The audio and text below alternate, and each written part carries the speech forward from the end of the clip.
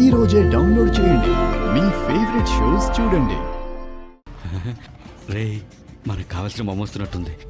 అంతవరకు వీటిని లోపల పెడతాం. అలాగేనా?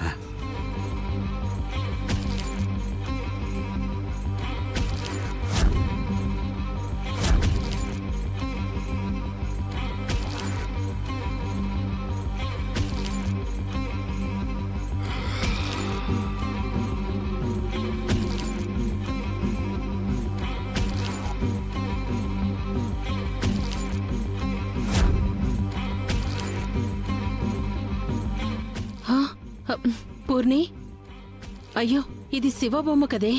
ఆ గాడిది బొమ్మతో ఆడుకుంటాడేంటమ్మా? నువ్వే చెప్పావు కదా అనాథ పిల్లలకి చేసే సాయం కంటే గొప్పదేదీ లేదని. ఇదిగోండి, మీరు ఇది కూడా తీసుకెళ్ళండి. Thank you. అయ్యో పర్లేదు పర్లేదు, ఎప్పటికీ మర్చిపోలేము. వెళ్ళండి. వస్తామమ్మా, వస్తాం మేడం. పదరా, పద పద.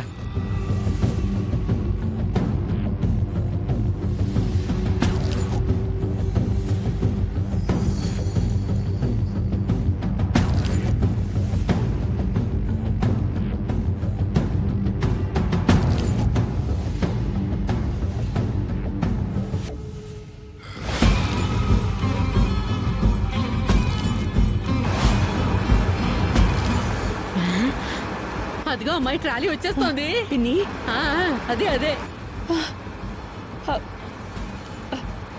వాళ్ళ బొమ్మను తెస్తున్నారా లేదో నాకు చాలా టెన్షన్ గా ఉంది. టెన్షన్ గా ఉందంటున్నావు గానీ ఆ బొమ్మలో ఏముందో చెప్పని చెప్పట్లేదు. సరే సరే సరే సరే, చెప్పవని నాకు అర్థమైపోయింది. అలా చూడటం ఎందుకో.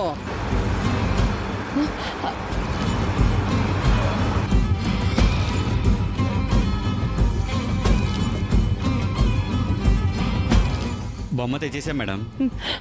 Very good. ఏది? అదిగోండి మేడం.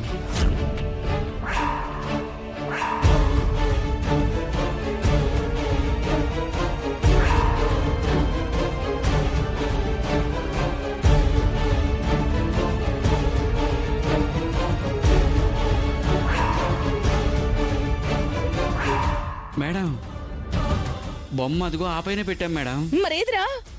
అదే అర్థం కావట్లేదు మేడం. పడిపోయిందేమో మేడం. రే, అది చాలా ఇంపార్టెంట్ బొమ్మరా.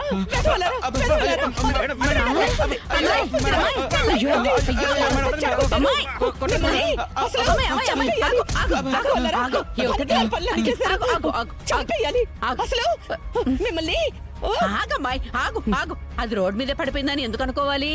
ఆ పైనుంచి ఆ వ్యాన్ లోనే పడిపోయి ఉండొచ్చు కదా. కరెక్టే. చూస్తారంటే వెతికి చావండి. అలాగే మేడం, అలాగే.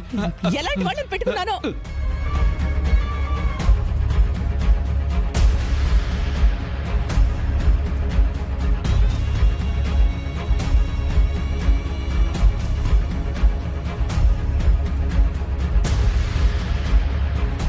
లేదు మేడం. ఒరేయ్, ఇంకోసారి ఎతికి చావండి రా. ఆ బొమ్మ మనిషి ఉంటుంది. సీసీటీవీలో చూడలేదా? వాళ్ళంతా వెతికినా కనబడలేదంటే అది లేదని అర్థం. అమ్మాయి, వీళ్ళొచ్చి ఎంతోసేపు అవ్వలేదు అంటే బొమ్మ పడిపోయి కూడా ఎంతోసేపు అయి ఉండదు. నీ అదృష్టం బాగుంటే దొరకొచ్చు. వీళ్ళొచ్చిన దారిలోనే మనం వెళ్దాం. కారు ఎక్కువ ఎక్కువ తొందరగా.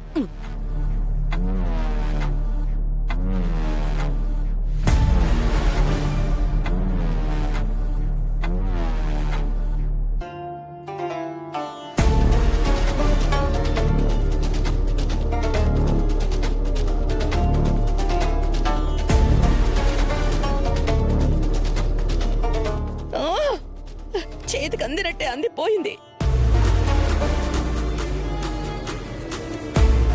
అమ్మాయి, ఆపు ఆపు ఆపు ఆపు ఆపు ఆపు ఆపు ఆపు అమ్మాయి, ఆపు. ఏంటి? అదిగో అదే గగన్ గాడి ఇల్లు. ఇక్కడ దాకా బొమ్మ కనపడలేదు అంటే ఆ బొమ్మ ఇంకెక్కడ కనపడుతుంది? అదే ఎవడి చేతిలోనో పడిపోయింది అమ్మాయి. అందులో ఏముందో నాకు తెలియదు గాని దొరికిన వాడికి తెలిస్తే మాత్రం నీ పని అయిపోయినట్టే. పూచ లెక్క పెట్టుకుంటూ ఊపిరి బిగబెట్టుకుంటూ 14 ఏళ్లు జైల్లోనే ఉండాలి. జైలు నుండి బయటకు వస్తావో జైల్లోనే బకెట్ తానేస్తావో ఎవరు చూసారు? అదేంటమ్మాయి అలా అరుస్తావు? ఉన్న చోటే ఆ బొమ్మ నుంచుంటే ఇప్పుడు ఇంత టెన్షన్ ఉండేది కాదు కదా. ఆ బొమ్మ ఎవరికి దొరికిందో, నీకు పోలీసుల నుంచి ఎప్పుడు ఫోన్ వస్తుందో అని నువ్వు టెన్షన్గా బతకాల్సిందేనా?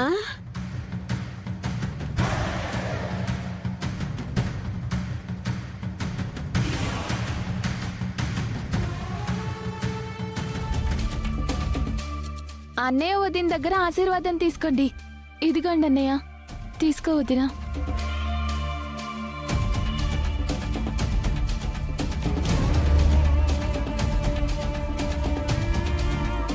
పిల్ల పాపలతో కలకాలం చల్లగా వర్ధిల్లండి.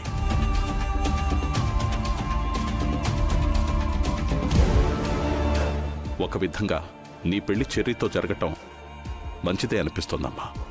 ఎవరో కొత్తవారింటికి కోడలుగా వెళ్ళి వాళ్ళేంటో వాళ్ళ మనస్తత్వాలేంటో తెలియక వాళ్లతో అడ్జస్ట్ అవ్వడానికి కనీసం 6 నెలలు పట్టేదమ్మా.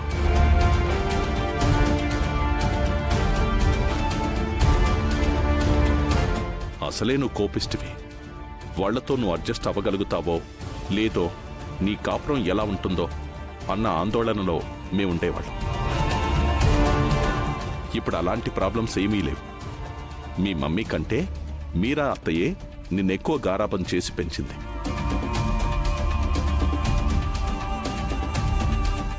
ఆ మేనత్తే ఈరోజు నీ అత్తయ్య అయింది. నువ్వు కోపంతో అత్తయ్యను ఓ మాటన్నా అమ్మ మనసుతో అర్థం చేసుకుంటుందే తప్ప మనస్పర్ధలకు తావివ్వదు.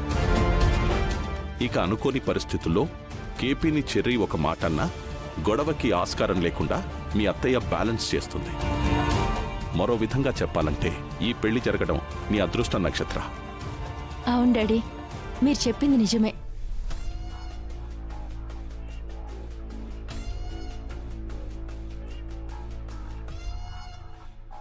మీరు చెప్తుంటే ఇప్పుడిప్పుడే నేను రియలైజ్ అవుతున్నాను డాడీ.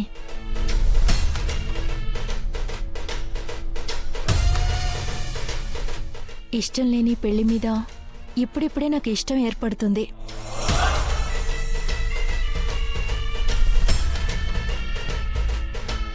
ఎవరినో పెళ్లి చేసుకుని ఎక్కడికో వెళ్ళిపోవడం కంటే పుట్టి పెరిగిన మన ఇంట్లోనే లైఫ్ లాంగ్ ఉండిపోవడం అంటే నిజంగా నేను చాలా లక్కీ డాడీ. నీలో ఈ రియలైజేషన్ చూస్తుంటే నాకు చాలా ఆనందంగా ఉందమ్మా. వెళ్ళమ్మా, మీ అత్తయ్య మామయ్య దగ్గర ఆశీర్వాదం తీసుకో.